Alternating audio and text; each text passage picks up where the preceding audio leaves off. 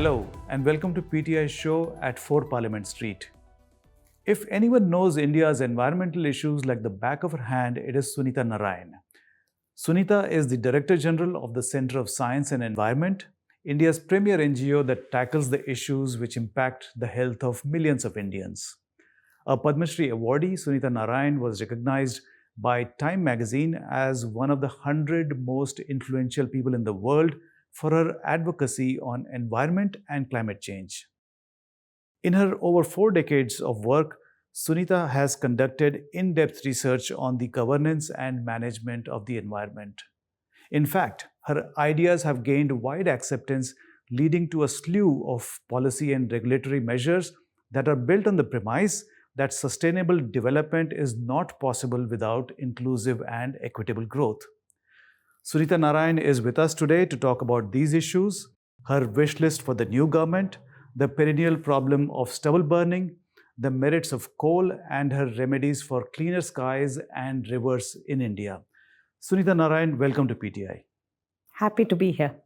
I'll start off with the most obvious current affairs question. We have a new government. I would like your views on what this government should do differently in this term in terms of environment, and maybe you can give us an assessment of what has been done in the last 10 years. Are you happy with the focus on environment? And especially like you to talk a bit about the Forest Conservation Act, the amendments that were made. How do you see all this? So, overall, my assessment is that the government had the right words, the right intention even, okay, in many cases. And I can come to the Forest Amendment Act a little separately. But overall, if you look at the government policies, you can't argue that anything was per se wrong. I mean, renewable energy was on the table, drinking water was on the table, waste management was on the table, Swachh Sarvekshan was there. So you put the whole package together, it's all there. My assessment is that there wasn't enough focus on implementation. My assessment is that in this term of government, and that is something that I hope that the government doesn't look at these activities as done list, that the government looks at these activities still in progress list. And that a lot of these need to be now done and more seriously done so that there is implementation. If you look at the question of energy, clean energy, so important in our country, important for the health of women, but also important for the health of all of us in Delhi. Because if you don't have clean energy, you will never get clean air. If you don't get clean mobility, you will never get clean air. If you don't get clean fuel to run your industry, you will never get clean air. So all these things are linked, and these go beyond the ambit of the Ministry of Environment, but these are the core issues that development is all about. Now, there are two things, Vijay, that I think for me need to be done differently, and 3 things actually. One, I think we need a new imagination in each one of these programs. A lot of these programs have reached a point where we have not been able to deliver the goods. Okay? If you take the question of cleaning up rivers, we haven't been able to clean our rivers. We still are in a situation where we are taking clean water from our rivers, giving back sewage to our rivers. Okay? And the only way we can clean our rivers now, and we need to understand this, is that if we don't adopt the Western way of cleaning rivers, which was always end of the pipe, that you put a sewage treatment plant and that you intercept everybody's waste and then you take it, treat it, take it to the river. We have been researching and arguing with the government for the last 10 years now, saying that a country like India needs to reinvent its sewage system so that you would collect the sewage on site, take it to a treatment plant, reuse it, recycle it. So there's a new way. I'm not going to get into the detail because your viewers will get really bored if I start talking about excreta and shit and all the rest of it. But I basically want to make the point it needs a new approach and a new imagination. And each one of the programs, and I can go program by program if you want, but the bottom line is it needs a new imagination. Now, if you want that new imagination, the government also has to understand it has to have a feedback loop. One of the big issues with the government is that it has closed its ability to listen and to learn from what's happening on the ground. It's closed its ability to be able to listen. I mean, every point of a position which may not be agreeable becomes a dissent. You're not an enemy of the state if you point out that the Ujjwala program, brilliant as it was, is not leading to the gains because of the fact that women don't have the money to buy the refill. It's something that everybody knew 2 years ago, but if you discuss it, it becomes, oh, but you're against the Ujjwala program. So I think the most important issue for the new imagination, new approaches, that we have to do development in the old-fashioned way. Development in the old-fashioned way was about learning and learning from the ground, changing your approach, and then relearning. That's the role of media. That's the role of all of us as researchers, media. We go out, we talk about what's happening, what's not working. You come back, policy gets infused, learns from it, and you do things differently. So in this echo chamber, you cannot have imagination. But were the previous governments amenable to listening? So I think the previous governments were more open to listening. I would argue that they weren't brave enough, courageous enough to take new ideas on board, but definitely they were more open to listening. And I think that's something which I'm not even asking government to do this as a favor to anyone. I'm asking that if you want to do things differently, you will have to be more open to the ideas that come through, to the information that comes through from the ground on the programs and the effectiveness of the programs. And my third point would be that with this, the biggest challenge today is climate change.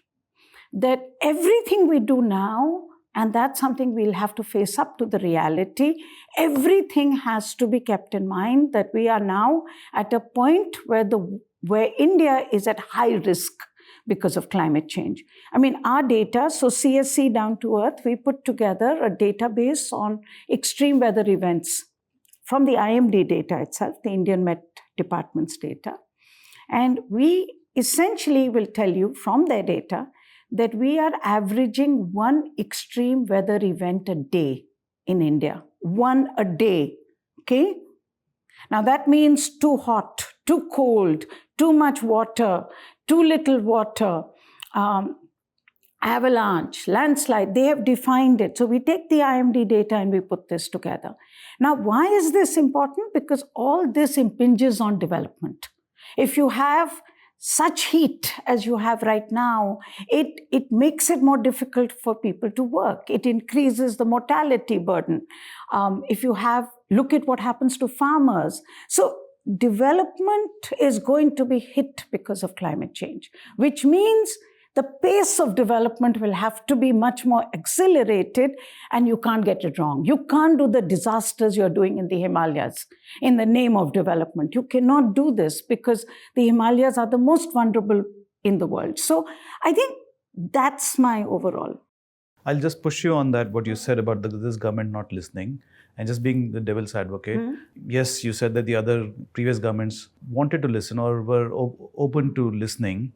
But at the same time, the environmental degradation that we face today is the cumulative result of inaction over the years. So is it fair to blame only the 10 years of the government or since 1947? So Vijay, please separate out what I'm saying, okay? Because I don't want to be seen as this sort of mad woman who comes here and says that, everything is bad only in this government. I think that's not what I'm saying. I'm saying government has had schemes to deliver on each one of the important parameters.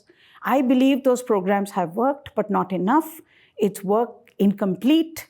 To do that work more, we are going to have to learn, listen, change the way we do things, a new approach, a new imagination to operate.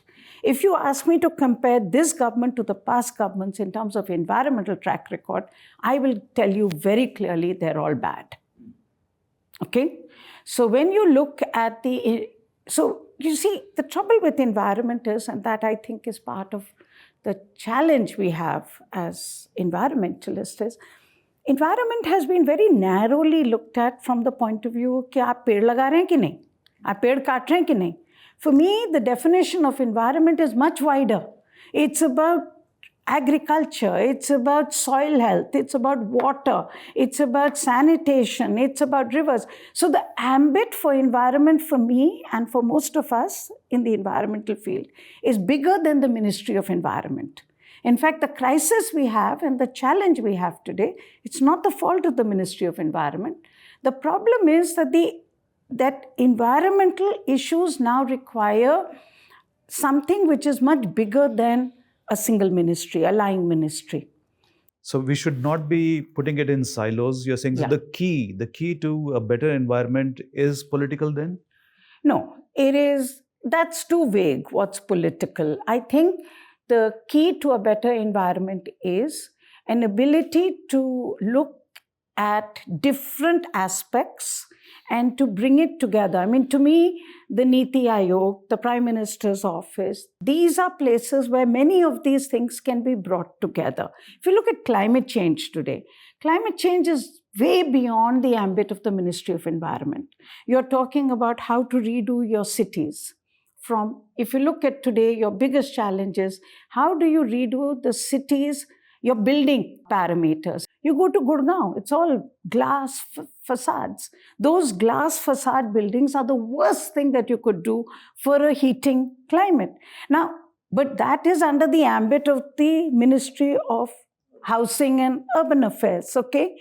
Setting the rules for that is under a different department. So somewhere, a lot of these, what is demanded today for governance is on many of these issues which go beyond the ambit of one single ministry, you are going to require much greater ability to bring different departments together, different ministries together, learn and move ahead. So a holistic solution involving all the branches of the government and the civil society. And civil society I think civil society is as important as the media.